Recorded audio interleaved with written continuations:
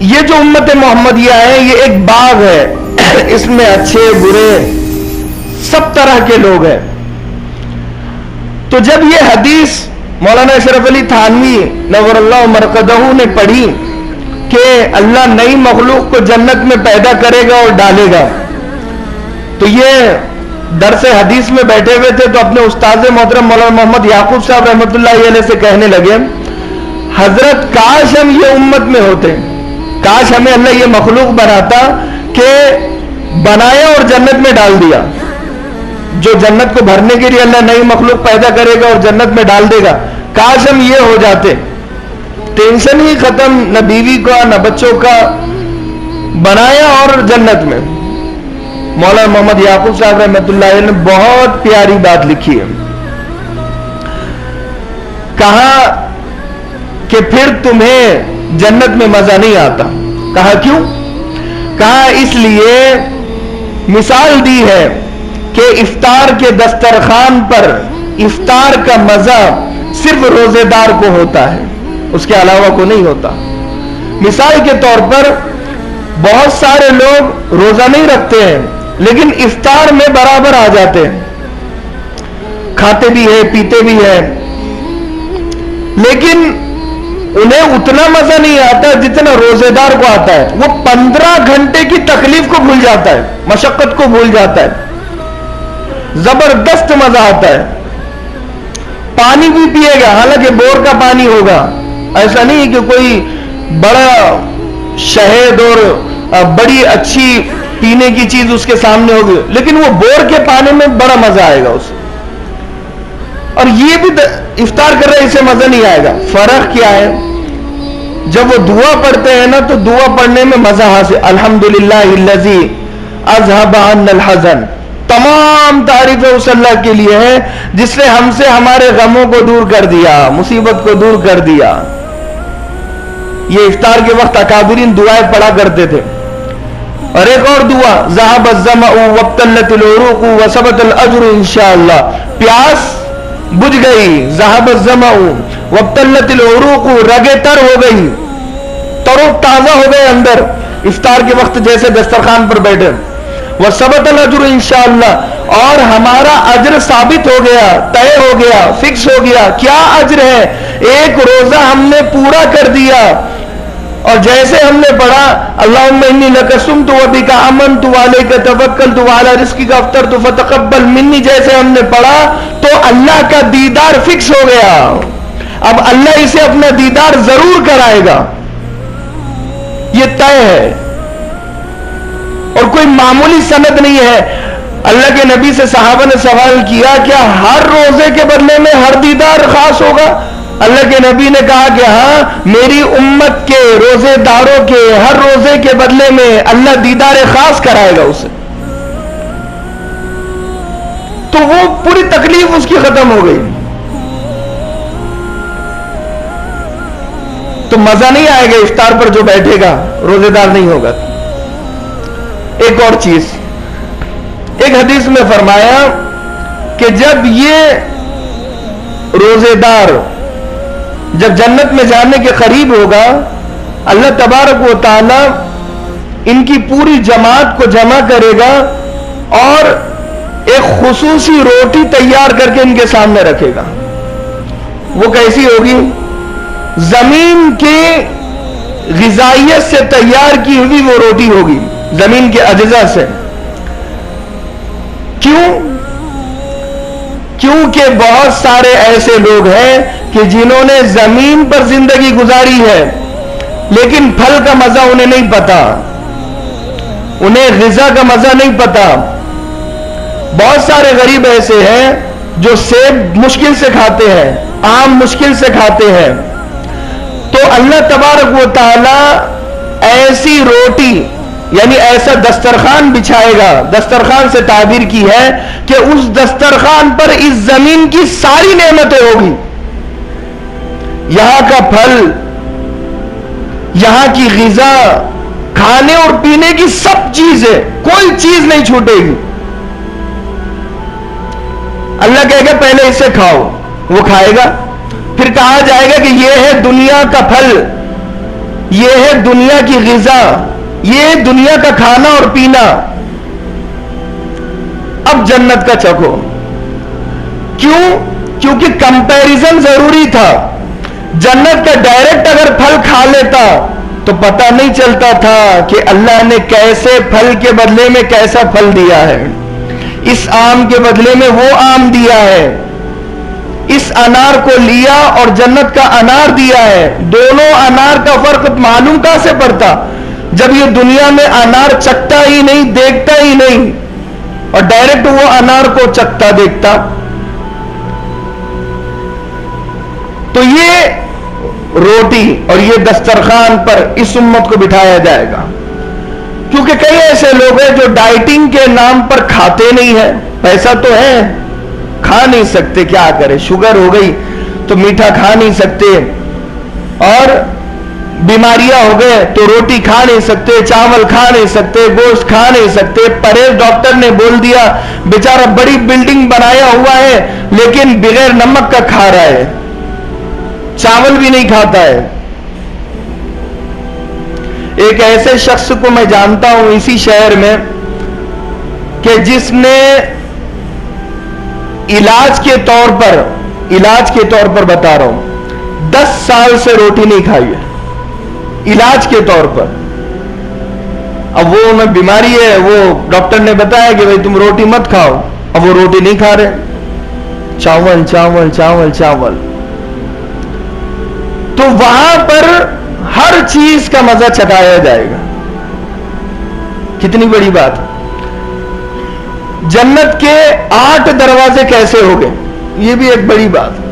Time ہو گیا 1:15 بجے، ٹھیک ہے۔ جیسے بلڈنگ ہوتی ہے ایسے ہی 8 دروازے ہو گئے، یہ پہلا، یہ دوسرا، تیسرا، چوتھا، 5واں، 6واں، 7واں، 8واں، یہ 8 دروازے ایسے ہو گئے۔ ادھر ادھر ادھر ادھر الگ الگ نہیں ہو گئے۔ جب اللہ تبارک و تعالی باب الریان سے روزے داروں کو آواز دی جائے گی، روزے دار جب وہ باب الریان سے داخل ہوگا، ریان کے معنی تر بتر دروازہ، رگے تر کرنے والا، تر و تازہ کرنے والا، فریش کرنے والا۔ تو جب وہ دروازے سے داخل ہوگا تو غسل کرایا جائے گا، اچھا خاصا غسل ہوگا کہ وہ چہرے پر تر و تازگی ہوگی، خوبصورتی ہوگی۔ اگر بوڑھا اس دروازے سے داخل ہوگا تو 33 سال کا نوجوان بن جائے گا، بدصورت اس دروازے سے داخل ہوگا تو خوبصورت بن جائے گا، کمزور داخل ہوگا تو طاقتور بن جائے گا۔ بات سمجھ میں آ رہی؟ گڈھا داخل ہوگا تو برابر سرابر قد ہو جائے گا، حضرت آدم علیہ السلام کے برابر۔ لمبا داخل ہوگا تو وہ تھوڑا نیچے آ جائے گا، ویسا تو 120 فٹ کا تو کسی کا ہو ہی نہیں سکتا اس زمانے میں بھی۔ موٹا داخل ہوگا تو وہ بھی برابر سرابر ہو جائے گا۔ یہ باب الریان دروازے کی خصوصیت۔ اب کوئی ایسا شخص ہے، حضرت ابوبکر صدیق نے سوال کیا کہ جو 8 دروازے سے پکارا جائے، تو اللہ کے نبی صلی اللہ علیہ وسلم نے فرمایا کہ امید ہے کہ وہ تم ہوگے۔ اسے کیسے پکارا جائے گا؟ جب 8 دروازے سے پکارا جائے گا تو یہ پہلے دروازے سے، اب مثال کے طور پر حضرت ابوبکر صدیق کا سفر شروع ہو رہا ہے، یہ جا رہے ہیں، پہلے دروازہ کھلا، جیسے لفٹ ہوتی ہے، پہلا فلور، دوسرا فلور، تیسرا فلور، اس طرح فلور پر پہلے فلور پر چڑھے گئے، پہلی جنت دیدار ہو گیا، دوسرے فلور پہ دوسری جنت، تیسرے پہ تیسری، چوتھی، 5ویں، 6ٹھی، 7ویں، یہ ساری جنتوں کا دیدار ہوگا اور بہترین طریقے پر ہوگا، بڑے خوش و خرم ہو گئے۔ تو 8 جنتوں سے، 8 دروازوں سے پکارا جائے گا حضرت ابوبکر صدیق کو۔ تو ہم نے بھی روزہ رکھا، آپ نے بھی روزہ رکھا، اس روزے پر کیا ملا ہمیں پتہ چلا کہ اللہ تبارک و تعالی 8 دروازے جنت کے ہیں، اس میں سے ایک دروازہ باب الریان روزے کا اور ایک باب الصلاۃ نماز کا دروازہ. جو نماز پڑھے گا وہ اس دروازے سے داخل ہوگا. کیا خوبصورت ترین دروازے وہ ہوگے اور کیا اس کی شان ہوگی کہ استقبال اس کا کیا جائے گا اور اسے اندر داخل کیا جائے گا. اسی لیے لہذا ہم روزے کثرت سے رکھیں, روزہ نہ توڑے. زکات بھی دیں. زکات کا یہ اسپیسیفک یعنی یہ خصوصی مہینہ نہیں ہے. زکات تو اس پر ہے جس کا سال ہو گیا مکمل, پھر وہ زکات نکالے گا. صاحب نصاب ہے تو زکات نکالے گا. نصاب کتنا ہے؟ 37,000 روپیے بنتا ہے. 52.5 تولے چاندی کرنٹ میں آج میں 37,000 روپیے تقریباً بنتا ہے. جس کے پاس 37,000 روپیے ہے, سونا چاندی کیش مال تجارت یہ چاروں ملا کر بھی اس کے پاس اتنا نہیں ہے, یعنی سونا اور چاندی کیش اور دکان بھی نہیں ہے, تو وہ صاحب نصاب نہیں ہے. لیکن یہ چاروں ملا کر سونا آدھا تولہ سونا رکھے ہوا ہے اس کے پاس, ایک تولہ سونا 50,000 کا ہے, لمسم 49,500 پکڑو, 50,000 پکڑ لو, آدھا تولہ 25,000 کا ہوتا ہے. اگر آدھا سونا کسی کے پاس ہے اور کچھ چاندی ہے, چاندی نہیں ہے کیش ہے, کچھ کیش ہے اس کے پاس, جیسے 25,000 آدھے تولے سونے کے پکڑ لو. اب کتنے چاہیے صاحب نصاب بننے میں؟ بولو بھائی 37,000 میں بن رہا ہے تو 25,000 ہو گئے, کتنے ہونا؟ 12,000 روپے. وہ 12,000 روپے کا اس کے پاس چاندی ہو یا چاندی کی چیزیں ہو یا 12,000 کیش ہو یا 12,000 روپے کا سامان دکان میں ہو, اب وہ صاحب نصاب بن گیا. اب زکات نکالنا پڑے گی. اور آسان مسئلہ یہ ہے زکات کا. موبائل ہے کسی کے پاس؟ Android mobile. جتنی رقم بن رہی ہے کیلکولیٹر نکالو کہ اس کا ہم 37,000 ٹائپ کریں گے اور اسے ڈیوائڈ کریں گے. مثال کے طور پر یہ 37,000 یہاں پر ڈال دیے. اب اس کو تقسیم کیا جائے گا ڈیوائڈ. یہ جو ایسی لکیریں اور چھوٹے دو نقطے ہیں اس کو کہتے ہیں ڈیوائڈ. 37,000 کو ڈیوائڈ کریں گے 40 میں, 40 میں تو کتنے بچے؟ 925. کتنے بچے؟ 925 روپیے. کوئی بڑی بات ہے دینا؟ بتاؤ. اگر کسی کے پاس 40,000 روپیے ہے, وہ صاحب نصاب بن گیا, تو اللہ کے بندے 40,000 روپیے تیرے پاس ہے, اس میں سے 925 روپیے نہیں نکل سکتے, وہ بھی خود کے مال کو پاک کرنے کے لیے. والذین هم للزکاۃ فاعلون, یہ زکات کے معنی پاک کرنا. یہ جو تمہارا گندا مال ہے, ہو سکتا ہے 19-20 ہو گئی ہوگی مال, کسی جھوٹ بول دیا تو تھوڑا گندا ہو گیا, دھوکہ دے دیا تو اس سے زیادہ گندا ہو گیا. تو یہ جو مال پر گندگی اور دھول اور مٹی ہے, یہ زکات دے گے تو دور ہوگی نا. تو مال پاک ہوگا زکات دینے سے.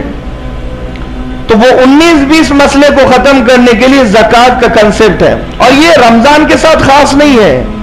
40,000 روپے ہمارے پاس آ گئے تو اب اس تاریخ پہ ہم کیا بن گئے؟ صاحب نصاب بن گئے. اب 1 سال کے بعد ہمیں اس پہ زکات نکالنا ضروری ہے. لیکن بعض لوگ اب یہ سمجھے گے کہ مولانا اب تک نہیں معلوم تھا, تو احتیاطاً یہ سمجھ لو کہ کبھی نہ کبھی تو صاحب نصاب بنے ہوں گے آپ. شادی شدہ آدمی نے جہیز تو لیا ہوگا طبیعت سے, 40,000 روپے کا جہیز لم سم کم سے کم کوئی نہ کوئی لیتا ہے. 40,000 بولے تو کوئی بڑی بات نہیں ہے.